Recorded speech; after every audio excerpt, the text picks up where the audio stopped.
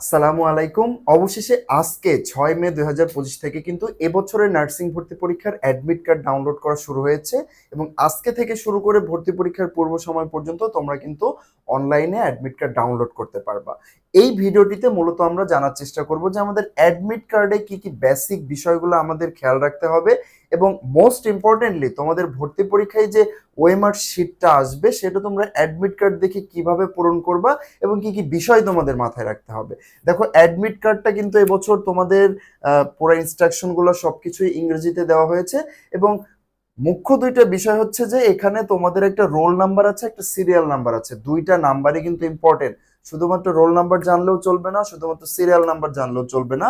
পাশাপাশি তোমাদের আরেকটা বিষয় হচ্ছে যে সেন্টার এবং ভেন্যু। এই সেন্টার এবং ভেন্যু নিয়ে অনেক বেশি কনফিউজ তোমরা। এটার সমাধান এটাই, সেটা হচ্ছে যে সেন্টার নিয়ে আসলে তোমাদের এত বেশি চিন্তা করার দরকার নেই। তোমাদের মাথায় রাখতে হবে যে ভেন্যু আসলে কোথায় পড়েছে। তোমাদের ভেন্যু যেখানে পড়বে তোমরা সেখানেই ভর্তি পরীক্ষার আর যে জায়গা সেটা হিসাবে কাউন্ট করে সেখানে যাবা। সাপোজ কারো যদি সেন্টার হিসাবে দেখায় ঢাকা নার্সিং কলেজ এবং ভেন্যু হিসাবে দেখায় ইডেন মহিলা কলেজ, তাহলে সে কিন্তু ঢাকা নার্সিং কলেজে যাবে না, সে তার ভেন্যু ইডেন মহিলা কলেজে যাবে। এবং অবশ্যই তারপরেই কিন্তু তোমার যে কোন বিল্ডিং এ তোমার পরীক্ষা হবে, কোন হলে তোমার পরীক্ষা হবে, রুম নাম্বার সবকিছু স্পেসিফিক করে দেওয়া থাকবে। পাশাপাশি অবশ্যই তোমরা কিন্তু কি কালো কালির বল পয়েন্ট পেন এবং কোনো ধরনের ইলেকট্রনিক ডিভাইস নিয়ে যাওয়া যাবে না। বাট এই ভিডিওটাতে মোস্ট ইম্পর্টেন্ট যে বিষয়টা নিয়ে আমরা কথা বলবো সেটা হচ্ছে যে এই যে অ্যাডমিট কার্ড, সেটা দেখে ভর্তি পরীক্ষার দিন তোমাদের সামনে যে ওএমআর শিটটা দেওয়া হবে সেটা তোমরা কিভাবে পূরণ করবা। দেখো, ভর্তি পরীক্ষার দিন আসলে এই ওএমআর শিট এবং তোমাদের প্রশ্নপত্র একদম অ্যাটাচড অবস্থায় থাকবে, অর্থাৎ দুইটা জিনিস কিন্তু একসাথে লাগানো থাকবে। তোমাদের যে কাজটা করতে হবে যে পরীক্ষা শুরু করার পরে বা একদম শেষ করার পরও তোমরা এই প্রশ্নপত্র থেকে ওএমআর শিটটা পৃথক করতে পারো।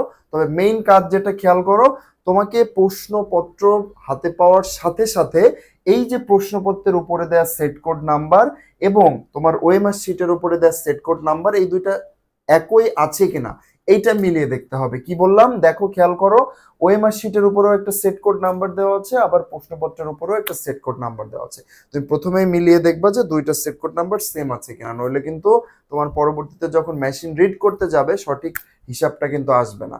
তারপরে খেয়াল করো, এখানে পরীক্ষার্থীর পূর্ণ নামের একটা জায়গা আছে, এখানে তোমরা বাংলাতেই লিখতে পারো, যেহেতু পরীক্ষার্থীর পূর্ণ নাম বাংলাতেই ওরা লিখেছে, তোমরা ইংরেজিতে লিখলেও সমস্যা নাই। তারপরে বলতেছে পরীক্ষার্থীর স্বাক্ষর প্রবেশপত্রের অনুরূপ, অর্থাৎ এই যে তোমাদের প্রবেশপত্র এখানে যে স্বাক্ষরটা তোমরা দিয়েছিলা, যে স্টাইলে দিয়েছো একইভাবে তোমরা এখানে একটা স্বাক্ষর দিবা।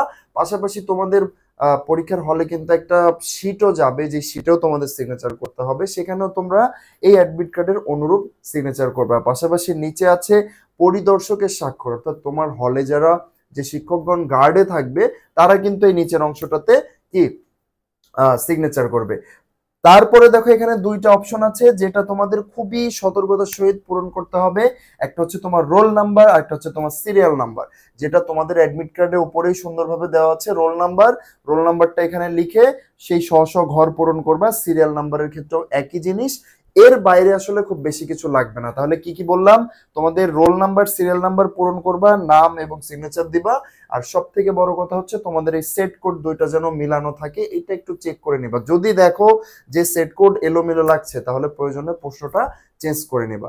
সো মোটামুটি বেসিক বিষয় ছিল এটাই। সবাই অ্যাডমিট কার্ড ডাউনলোড করে ফেলো। আর যদি এই ভর্তি পরীক্ষা রিলেটেড যে কোনো প্রশ্ন থাকে তাহলে এই ভিডিওর কমেন্ট বক্সে অবশ্যই জানিয়ে দিবা। সবার জন্য শুভকামনা রইল।